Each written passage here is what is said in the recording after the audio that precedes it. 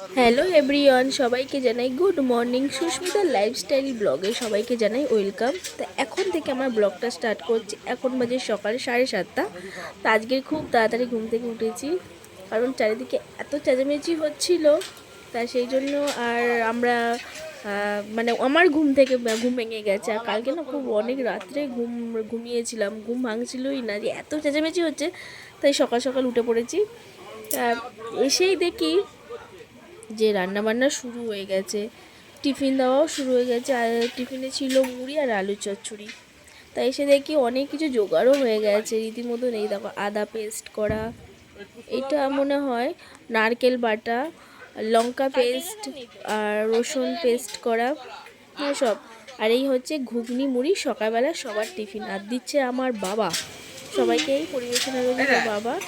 আর এখানে দেখি ধনেপাতা কাটছে, তারপরে এপাশে হচ্ছে আর কি কাটছে, ওদিকে ধনেপাতা, ওদিকে পেঁয়াজ, স্যালাডের মানে স্যালাডের জোগাড় করছে যাবতীয়। তাই যেন শ্রাদ্ধ বাড়িতে যেহেতু বেলায় আমন্ত্রিত সবাই, সেই জন্য হয় শ্রাদ্ধ বাড়িতে সবসময় দুপুরবেলায় হয়, যেহেতু সেই জন্য খুব তাড়াহুড়ো করে সব অ্যারেঞ্জমেন্ট করতে হয়। তা আগের দিন কিছু জোগাড় করে রেখেছিল,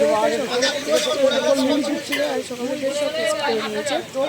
আর স্যালাডগুলো তো আর কাটা যায় না, সেই জন্য আর স্যালাডগুলো এখন কাটছে। এই বাবা টিফিনের ব্যবস্থা করছে, এই টিফিন মুড়ি আর আলু চচ্চড়ি, কালকে লুচি। আর আমাদের এখানে কী বলো তো, লুচিটা খেতে কেউ পছন্দ করে না। সত্যি বলতে আগের দিন লুচি করেছে, লুচি আর তরকারি, কেউ খায়নি সেইভাবে। খুব অনেক লুচি নষ্ট হয়ে গেছে।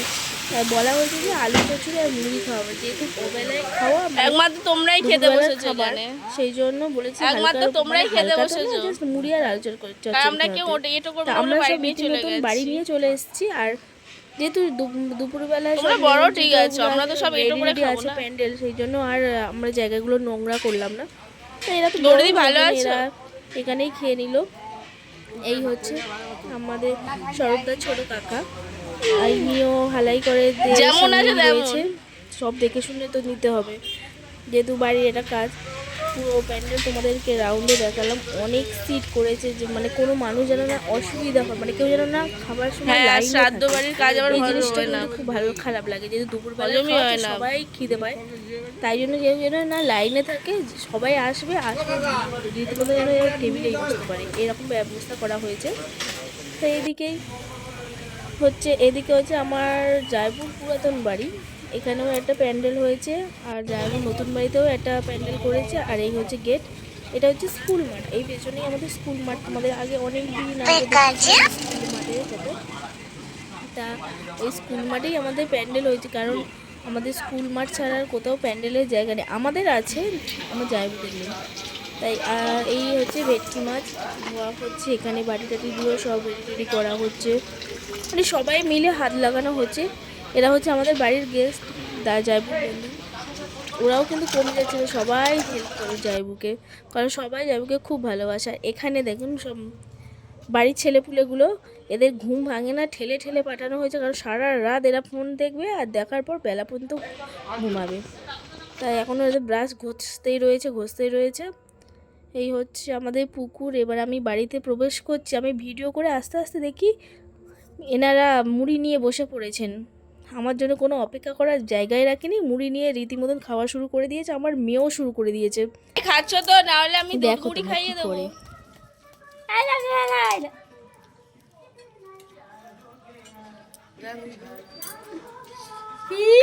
খেতে খেতেও নাচ।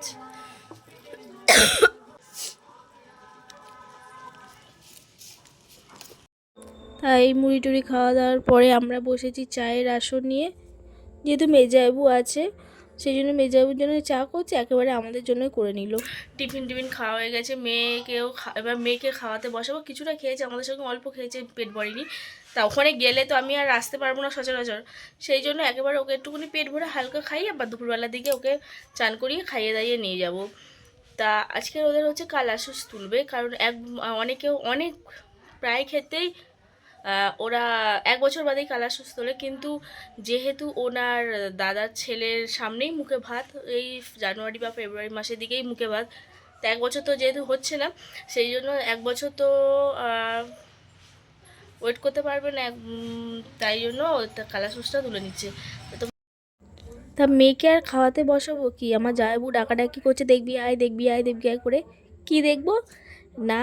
ওরা হলুদ আর তেল নিয়ে গুরুজনদের পায়ে দিয়ে নমস্কার করে ওদের নিয়ম নাকি ভঙ্গ করতে হয়, এরপরে ওরা নতুন জামা কাপড় পরতে পারবি, যা গয়নাগাটি আছে সিঁদুর টিঁদুর পরতে পারবে। তাই ওরা জেঠিদের তারপরে বাড়ির সমস্ত গুরুজনদের পায়ে নিম হলুদ বলতে সরি হলুদ আর তেল দিয়ে নমস্কার করতে এসছে।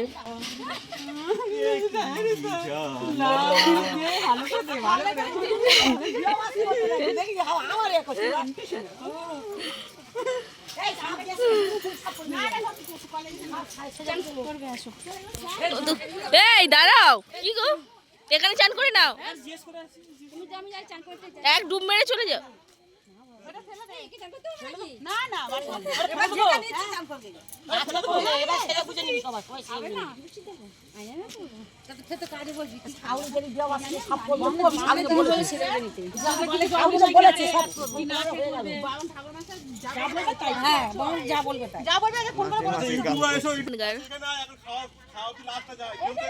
যাচ্ছি যাচ্ছি, আমরা রেডি হয়ে যাচ্ছি।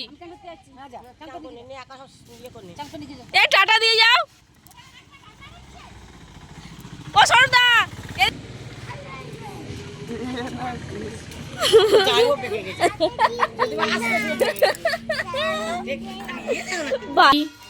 কতদিন বাদে, প্রায় 13-14 দিন বাদে আজকের আবার সিঁদুর পড়লো, এখন রেডি হচ্ছে রীতিমতন।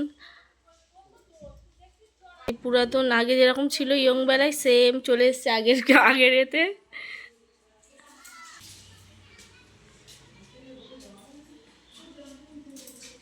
এই কালা সুচ করতে বসে পড়েছে, যোগাযান্তি করছে রীতিমতন সব। দেখো ব্রাহ্মণ ঠাকুর এসে রেডি করে নিয়েছে সমস্ত কিছু। এবার জাস্ট স্বরূপদার আর সঞ্জয়দা মানে জায়বু দুজনেই বসবে এবার রেডি হয়ে, ওরাও রেডি হয়ে রয়েছে, জাস্ট ডাকলেই বসে পড়বে। তা ইনি হচ্ছেন স্বরূপদার মা। দেখো খুব কম বয়সেই চলে গেল সবার থেকে, সবাইকে ছেড়ে। খুব ভালো মানুষ ছিল, সত্যিই তাই, মানে উনি চলে গেছে বলে না, উনি সত্যিই ভালো মানুষ। কারণ এখানে পাড়ায় সবাই মুখে দেখবে যে উনি কোনো দিন কারোর সঙ্গে কোনো ঝগড়াঝাটি করেনি। রীতিমতো রেডি হয়ে চলে এসেছি, এখনও লোকজন আসেনি। তা আমার বোনের বিয়ে জানো তো সামনে, সেই জন্য এখন প্যান্ডেল শুরু হয়ে গেছে রীতিমতন। দেখো সেই প্যান্ডেলের কাজ শুরু হয়ে গেছে। এই এখন ওই বাড়িতে কাজ শুরু হয়নি, সব রেডি টেডি করছে, যোগাযান্তি করছে। তার ফাঁকে দেখতে এসেছি আজকে থেকে বিয়ের প্যান্ডেলের কাজ শুরু হয়েছে, তাই দেখতে এলাম কত দূর কি হচ্ছে, আর ওকে ডাকতে এলাম। এই দেখো লোক চলে এসেছে, কালকে যেহেতু যেটা সব পরিষ্কার করেছে আজকের প্যান্ডেল করতে শুরু করে দিয়েছে। অনেকটা জায়গা জুড়ে বেশ প্যান্ডেলটা হবে, সুন্দর লাগবে দেখতে। যখন প্যান্ডেলটা পুরো কমপ্লিট হবে সুন্দর লাগবে। এই বিয়ে আসছে এটাই ভালো লাগে, সেই মানে এটা মজা। মেয়ের বাড়ি বিয়ে তো যেন এই আসছেটাই ভালো, এই চলে গেলে না খুব খারাপ লাগে। কারণ যার সঙ্গে ওঠা বসা পড়াশুনো মানে যাবতীয় সব করার পর না এই আসতাম বাপের বাড়ি, ও হয়তো মানে ওই একাই ছিল, দিদি কাছাকাছি রয়েছে তবু ও একটা ছিল, ওর সঙ্গে একটা সঙ্গী গল্প টল্প করতাম। এখন আর ওকে আর পাবো না হুট করে সচরাচর, এটা একটা খারাপ লাগার বিষয়। তা দুপুরবেলা চলে এসেছি খাবার কাছে, ওখান থেকে মানে পূজাতে প্যান্ডেল ট্যান্ডেল দেখে আমরা খাবার কাছে চলে এসেছি। কারণ আমার দিদির মেয়ের যেহেতু ওদের বাড়ি গেস্ট এসছে, ও তো আজকে সময়ই দিতে পারবে না বাচ্চাটাকে, তা কে খাবে, আমি তাই নেবো। আমি আমার মেয়ের সঙ্গে, ও খেয়ে নেয় আমার মেয়ের সাথে, তাই আমি দায়িত্ব সহকারে ওর মেয়েকে আমার মেয়েকে খাইয়ে দিলাম। এই দেখো তার ফাঁকে মানে দেখতে এলাম যে কত দূরও রান্নাবান্না, দেখি এখানে বেশ পাতুরিগুলো রেডি করছে, দেখতে বেশ ভালো লাগছে কীভাবে করে না। এগুলো তো আমরা বাড়িতে করলে না কেমন একটা হয়, দেখো কী সুন্দর করছে, মানে কোনো ইজি একটা ব্যাপার, মানে কিছু না আমরা এক্ষুনি মানে চট করে দেবো এরকম একটা ব্যাপার। কিন্তু যখন করতে বসি তখন না মানে কি বলবো, ঘাবড়ে যায়, মানে বিচ্ছিরি খেতে হয় বলতে গেলে। আমি তো ওই জন্য না কোনো দিন এইসব জিনিস না ট্রাই করি না, যেন করলেই খারাপ হবেই। কিন্তু এই দেখো আবার দেখো ক্যাটারিংয়ের লোকও ছেলেগুলোও চলে এসেছে সবাই। দুপুরবেলা হয়ে গেছে কিন্তু কোনো লোক যাকেই ডাকছে সে বলে আমি এখন খাবো না, এখন খাবো না, এখন খাবো না, বলতেই শুরু করে দিয়েছে। তা একটা সময়ের পর এমন টাইমও আসবে তখন হুড়মুড় দুড়মুড় করে সব লোক আসবে, তখন না দিয়ে মানে কাকে ছেড়ে কাকে এরকম একটা ব্যবহার ভাষা।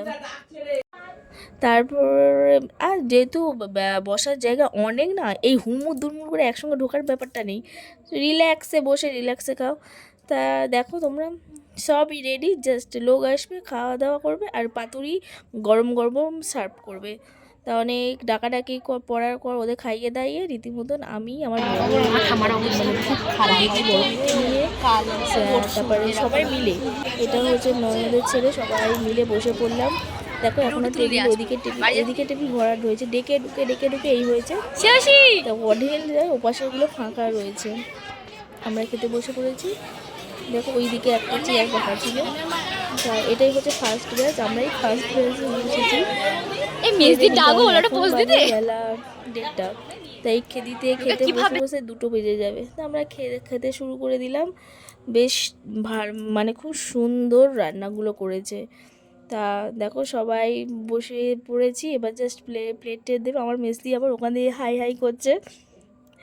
এই খাবার সার্ভ করে দিয়েছে, আগেরগুলো দেখাতে পারিনি, ভুলে গেছিলাম রীতিমতন খেতে বসে। তা এই আজকের মেনু হয়েছিল ঘি, শাক ভাজা, ডাল, বেগুনি, ভেটকি মাছের পাতুরি আর চিকেন কষা, চাটনি, পাঁপড়, মিষ্টি যা যা হয়। এবার খাওয়া দাওয়ার পরে আমরা সবাই মিলে আসরে জমাতে বসে পড়েছি।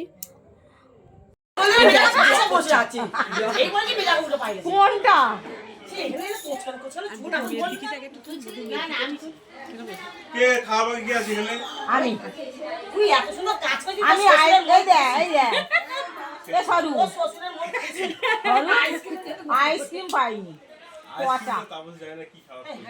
এ তাপস খারাপ করেনি গো, বিশ্বাস করে, ওটা বিশ্বাস করেছে, যদি এরম করে তো কি করার আছে।